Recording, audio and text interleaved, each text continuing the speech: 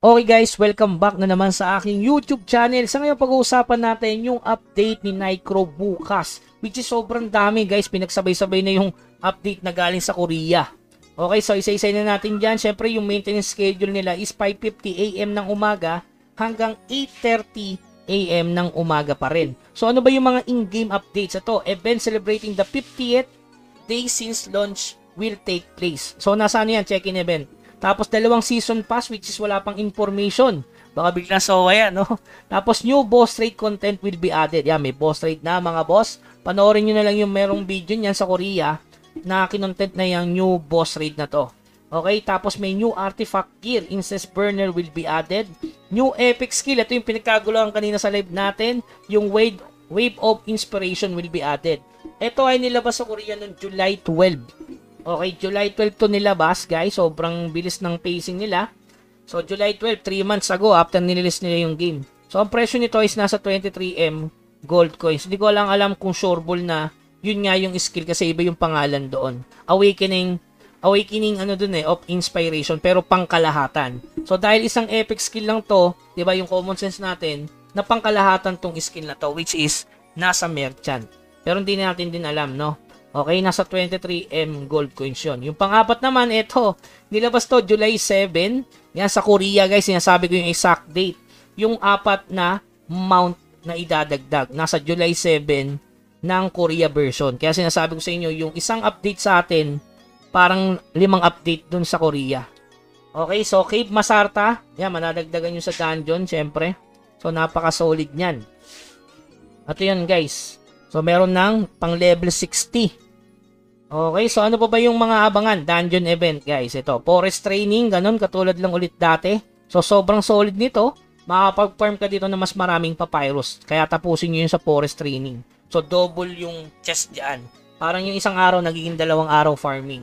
Tapos yung pangalawa naman, ito, mission completion, which is artifact enhancement scroll. Okay, mahalaga din to guys, yung refinement na yan. Tapos enhancement kasi nga may bagong artifact which is yung ano ba yun? Ito, incense burner. Hindi ko alam itsura niyan, boss. So, alamin na lang natin bukas. Tapos 50 days. Ito, growth training, guys. Enhancement scroll na naman, selection. So, which is good para sa 50 day nila. Tapos, ito, mount summoning combination order. Ayan.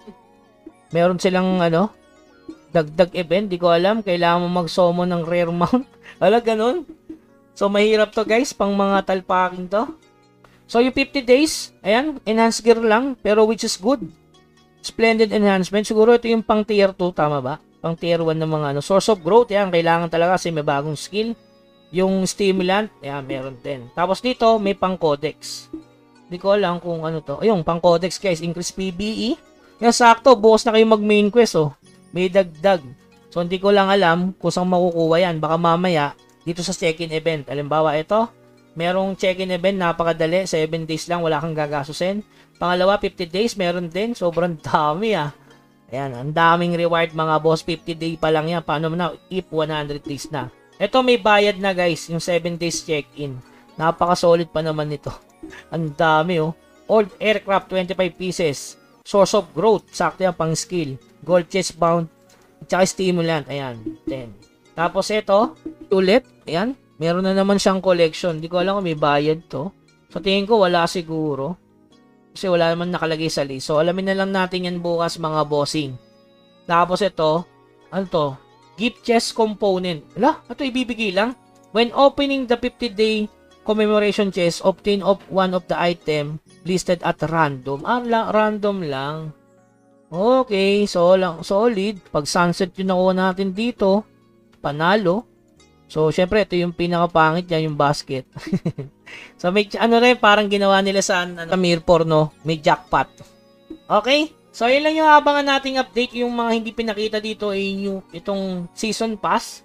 So, bukas pa natin malalaman yan. At syempre, yung skill na inaabangan ng lahat. Kung 23 million ba yan, baka mamaya sa guild coins pala binibili yan. Or sa contribution coin, yari. No? So, yun. So, yun lamang guys. Hanggang sa muli. Paalam.